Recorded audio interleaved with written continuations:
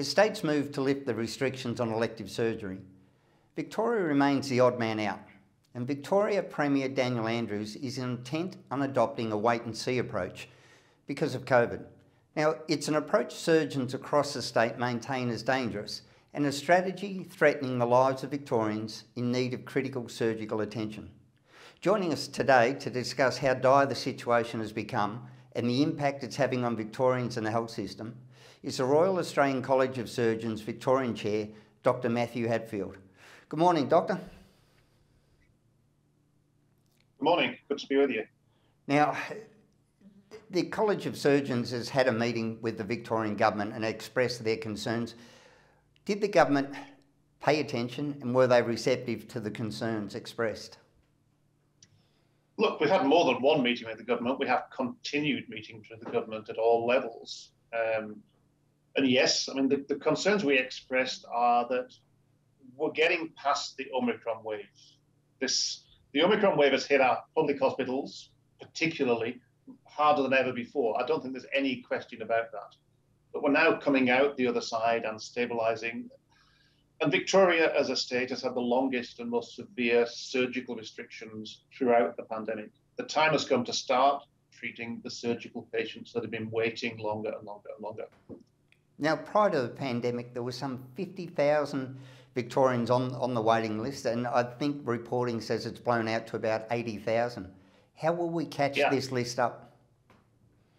It's going to take a long, long time. I mean, the extra 30 to 40,000, whatever the actual number is of patients, this is going to take years of work to get on top of.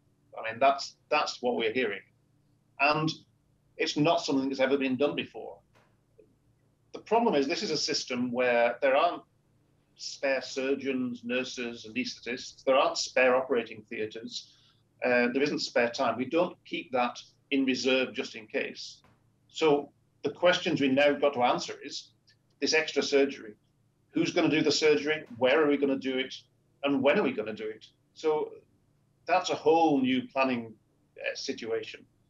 Our point of view as a college is that this government, time and time again, rightly says it will take decisions based on the expert medical evidence.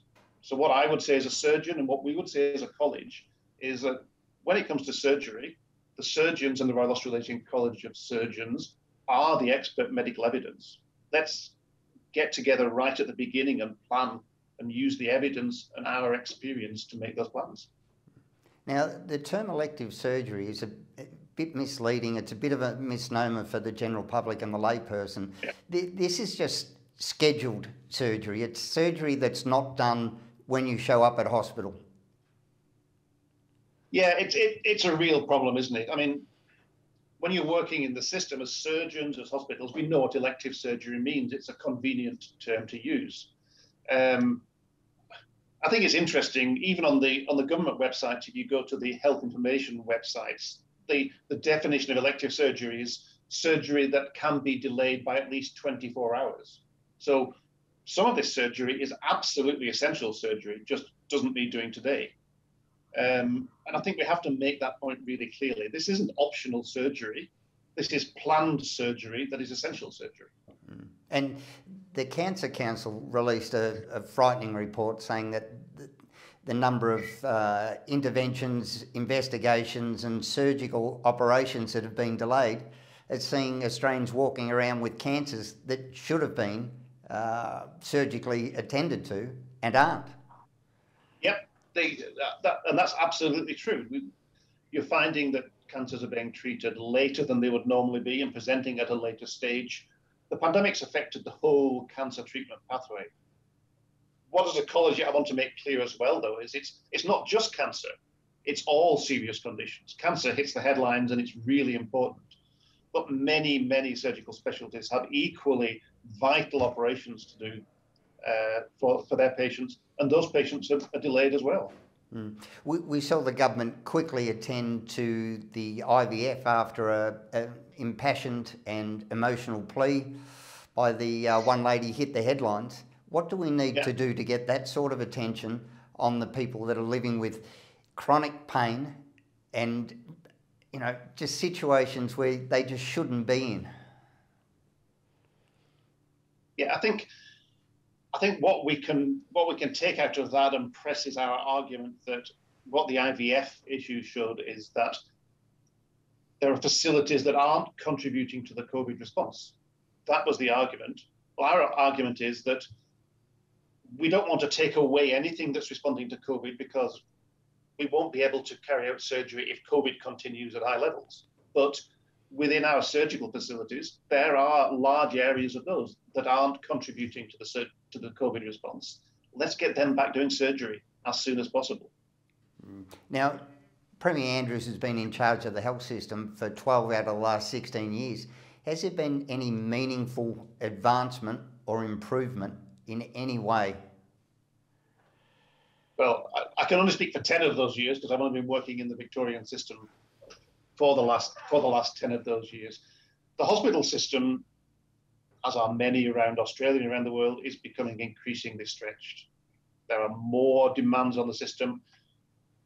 Surgery and treatments are getting more complex, more high tech, and the hospital systems simply aren't keeping up with the advances in medical treatment. And as our population ages, the load will only increase. But how much worse are we making the situation by kicking the can down the road now? How many of these manageable conditions are becoming chronic and acute and critical as we kick them further and further down? Yeah, I think my worry is that we're dealing with one public health crisis in COVID, that in the background we may be creating another public health crisis, which is chronic surgical conditions that are going to take an enormous effort to get on top of. And replacing one public health problem with another is just shifting as you say, it's kicking the can down the road. We've got to find a way to deal with what's happened so far, and also looking into the future, we've got to assume there'll be more waves of COVID. It'd be stupid not to at this stage. A different way of dealing with it when it arises so we can continue to treat surgical patients. And surely I notice there's a lot of outcry from the GPs saying that the underfunding and the lack of pathway through, this just, again, it's a big funnel that just charges everything into the hospital. Surely the GPs are at the foundation of keeping people out of the hospital. They are. I've got a view that split, the federal state split between hospital care and primary care, needs to be a lot more seamless when it comes to treating patients. It doesn't matter where the funding comes from. We have to have a better system where those two systems at the coalface work better together. It's far too clunky. There's far too many patients coming through because of lack of GPs, lack of funding in primary care. All those things need addressing at the same time. There isn't a quick fix for this. It's a huge piece of work that everyone needs to cooperate with. But the clinical input, the surgical input, the medical input needs to be at the forefront. All right, Dr. Matthew Hatfield, thanks so much for your time.